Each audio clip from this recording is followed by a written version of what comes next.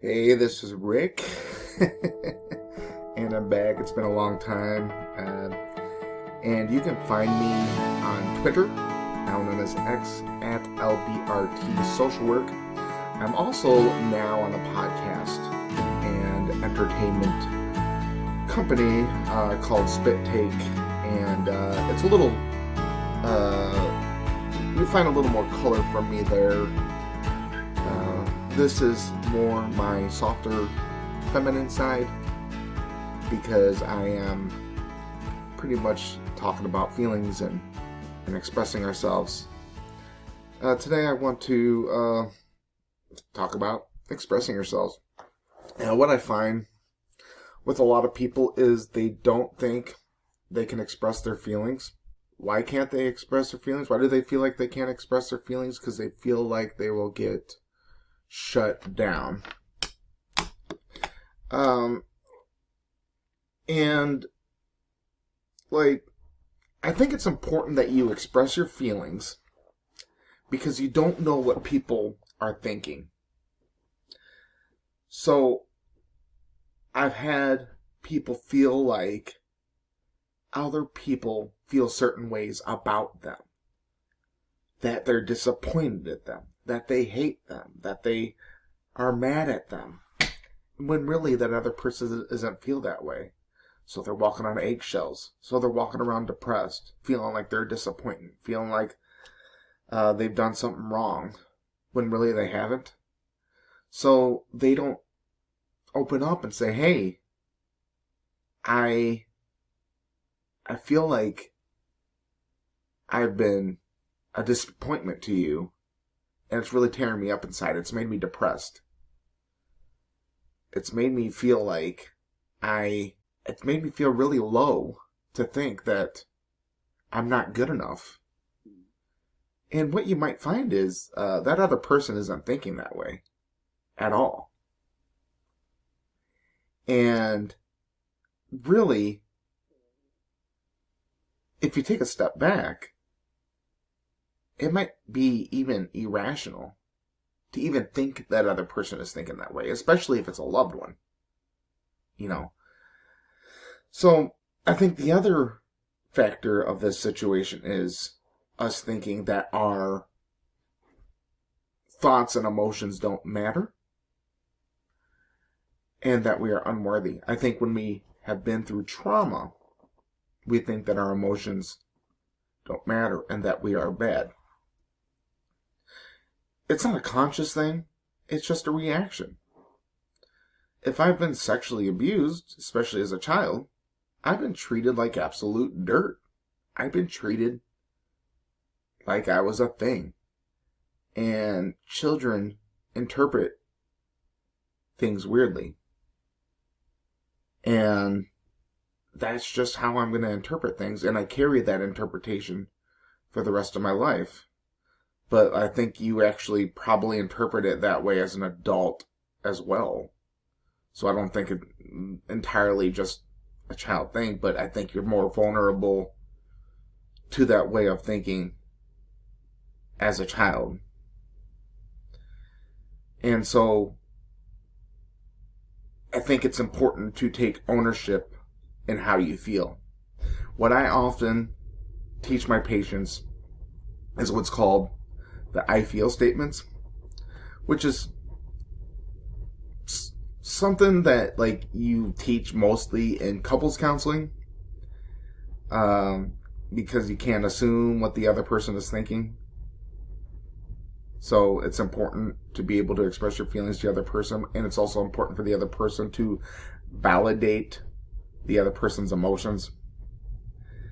And I think that's why, and that's probably, I haven't been able to articulate this. That's the biggest reason why people don't express their emotions, because they don't feel like their thoughts and emotions will be validated. Because when I was a kid and I cried or I got angry, my dad said, I'll give you something to cry about. It's not that big of a deal. It's only a game. It's only, but like, to me, it was a big deal. To me, it was a big situation. And and this is a big lesson as parents, to validate our children's emotions. I think we could be a little absent-minded and not realize that we can invalidate our children's emotions, and to be mindful in that. So do our best to validate our children's emotions. But most of all, validate our own emotions. Because I think that's the big one. Is we're not validating our own emotions. We're not validating ourselves. Because if nobody else is going to validate you, you have to validate you. Because you have to matter to you. And I think that's a big deal too. Because people often tell themselves they don't matter. And you have to have compassion for yourself. I think I've said it probably many times before. That kid that probably was being picked on or bullied or molested or abused needed someone like you. Because if you're seeing a kid that was going through that right now, how are you going to treat that kid? Is that kid worthy of your love? Then what makes you less worthy of that love? Of course you have regrets. Of course you do. Of course we do stupid shit. We do stupid stuff. But like, if we're not taught what to do right, if we go through traumas and grief, and we don't know how to feel and validate our emotions, then we're gonna do crazy stuff. We're not gonna do rational things. It's a normal reaction to being invalidated. And so, if you want to change your behavior and do things more rationally, I think one of the first steps you have to do is start validating yourself. And also, not worry about whether or not your emotions are going to be validated by others. Just know that your emotions matter. But know that the people that truly care about you will validate your emotions. The people who truly care about you, whether it be at work, whether it be at home, if your wife or husband do not validate your emotions, you might not be in the best marriage. If your friends don't validate your emotions, it might not be the best friendship all the time. But it's not, but at the same time, it's like your emotions aren't going to be validated 100% of the time. And sometimes our emotions can be deceiving. Sometimes our emotions can be confusing. I, for one, get angry about stupid stuff. My emotions are deceiving. You could ask my friends, they get annoyed by me. I jump the gun on frustration. It's something I constantly work on. And if you do that, don't beat yourself up over it. It's something you're constantly working on. You're not bad because you screwed up. You're not bad. You're just a work in progress. There's no end point. We always think there's gonna be some end point to when we just got it, to when we're just good. There is no end point when you got it or when you're good. And so because we think there's an end point, we think we're just bad. So we judge ourselves in a moment because we haven't reached the end point. Stop thinking there's an end point. Just think, oh, I screwed up. I'm never going to be perfect. And that's okay. Because I'm not going to be on this earth long enough to reach perfection. I'm going to strive to be as good as I possibly can. And be as kind and smile. And be the best person I possibly can. But if I'm not that person right now, that means I'm just not there yet. I mean, I might be there at some point,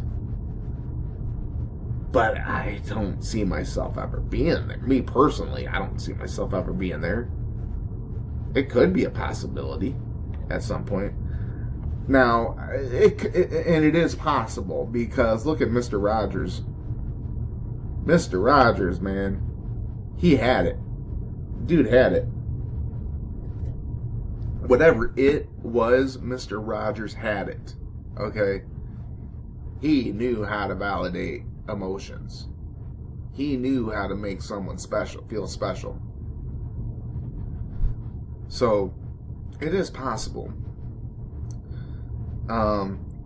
It just takes work. But to say that you're going to give up, and that's the thing, too, to say you're going to give up because you're never going to make it there, that's the wrong answer, too. Don't say you're going to give up because you're never going to make it there. Absolutely not. Let me say, what's the meaning of life? What's the goal of life? The goal of life is the best GD person you can be.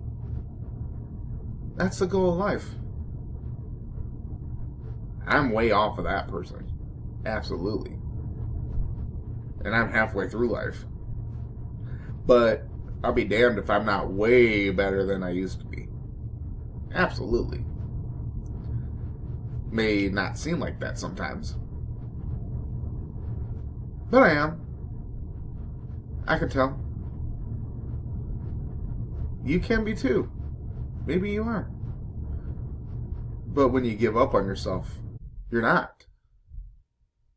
You're just not. It takes practice. It takes work. Constant practice and work. And I think we just say, I can't handle this practice. I can't handle this work. What else are you going to do? What else you got to do? You got something better to do? Like, what better things you got to do than to work on being a better person? Because if you're not working on being a better person, you're just being a worse person. So, a better thing to do is to be a worse person? That's your alternative? Because that's essentially what you're saying. So it's either be a better person, be a worse person. You can maintain status quo for a while, but I don't think you can maintain it forever. I think eventually you're going to go up or down. And I guess I can't speak for everybody. That's wrong. And see, there we go. I can be wrong. Because not everybody has the trauma I do. Not everybody has the trauma you do. Some people grew up, good lives, not a problem. Maintain status quo. Not a problem at all. Grew up, upper middle class America. No conflicts. Am I going to say people have no conflicts? And here's the thing. I get people that say they don't have conflicts, they don't have trauma. I find it. I eventually find it. Yes, you do. I find the grief. I find the trauma. We don't want to think of ourselves of having it. I think it's important to acknowledge it. We protect ourselves from thinking we have it, though. Which makes sense. It makes sense that we do that. But I think we got to acknowledge it. And you acknowledge it when you're ready. I'm not forcing you to do it. But if you don't acknowledge it and you avoid it, then you're never going to feel any better. But I guess if you do acknowledge it and you don't want to, if you don't know what to do with it, then it's not any better. And that's when you come talk to me. Because I help you figure out what to do with it. Sorry, I had a fat cat just jump in on me. If you've ever been my patient, you might have seen the cat's tail slap me in the face. And he is here now, per usual. But we all have something, and it's not all the same. It isn't, like, not everybody's had sexual trauma or physical trauma or emotional trauma. Some of it is just grandpa and grandma died, which is probably most people have had that. But like, don't minimize that just because most people have had that, because your emotions do matter on that. Your grief does matter. Your parents getting divorced, your emotions do matter on that. I understand. You might have had good parents. They might have been good even though they got divorced, but like, you're still grieving the loss of your family. That does affect you. My girlfriend cheated on me. My boyfriend cheated on me. That's still trauma. That brings about a lack of trust in relationships. These can bring about the fear that people are going to die on me. People are going to abandon me. Loss is important. And if I avoid my emotions on that and minimize my feelings on these things, then I cover them up with anger, shutting down, freezing, fawning, isolation, alcohol, drugs, porn, shopping. I cover them up with a lot of things that aren't good for me. And I have to feel those emotions that go with it. And my grief is telling me something. Telling me important things, like I said. And it's important to figure out what those things, my grief is telling me. And if you can find a good therapist, I'm apt to be a blunt therapist. So I wouldn't find, first of all, I would be the person that's willing to be told the truth. Okay? Be willing and ready to be told the truth. Because I get patients that say they've been in and out of therapy and it goes nowhere over and over and over again. Because the therapist isn't being straightforward with them. I don't know, maybe, and I'm not downing therapists, because like, different therapists work for different people. So it is what it is. The cat's biting me. Different therapists work for different people. But for me, if like I'm trying to figure something out, I want to be told what it is that I'm missing. That's just me, okay? So I'm apt to find somebody that's going to be straight up, what is the deal? Okay, what is going on with me? What am I doing wrong? What are my flaws? What are my weaknesses? What is it that I don't want to hear but I need to hear? Because the sooner I get it, the sooner I can move on. And a lot of times it's things I need to accept, which we've talked about acceptance.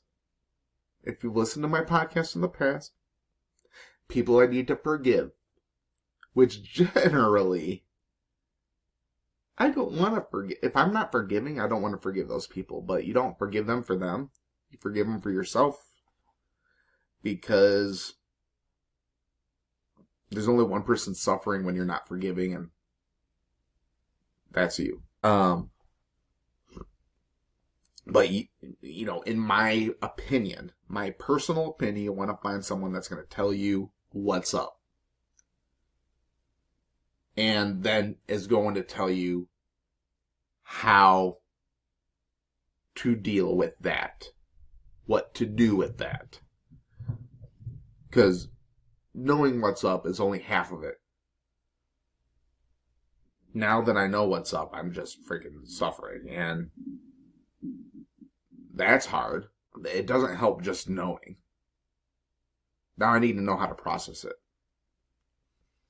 And validating my emotions is only part of it too. I also need to know how to feel my emotions. What I tell my patients, big fan of journaling. I do it myself. Need to do it more. Maybe right after this, I'm going to journal my emotions about my cat biting me. Like, he's obsessed with me. He loves me. He curls up in a ball. If you go to my Instagram page, Warriors Respite, I believe, is my Instagram page. I don't know. I have not been on top of my therapy business stuff. You'll see that I think I have a picture of him sitting in my lap because he'll be here all day, back and forth, jumping in my lap. I like to tell my patients, look up feelings or emotions wheel on Google. There'll be a lot of pictures of it, and you write down what emotions you're feeling. It's not just anxious. There's different types of nervous, on edge, excited. Like, there's all different types of anxiety.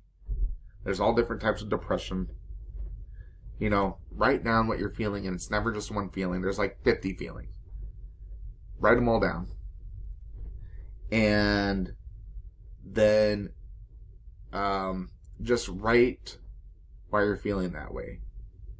Your emotions are communicating things to you. They're communicating that something is right and something is wrong.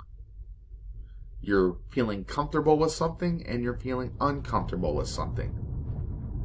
Something needs to stay the same and something needs to change. And you need to maintain status quo on some things, and you need to change other things. This is part of, to me, mindfulness, because it's about being aware of how you're feeling.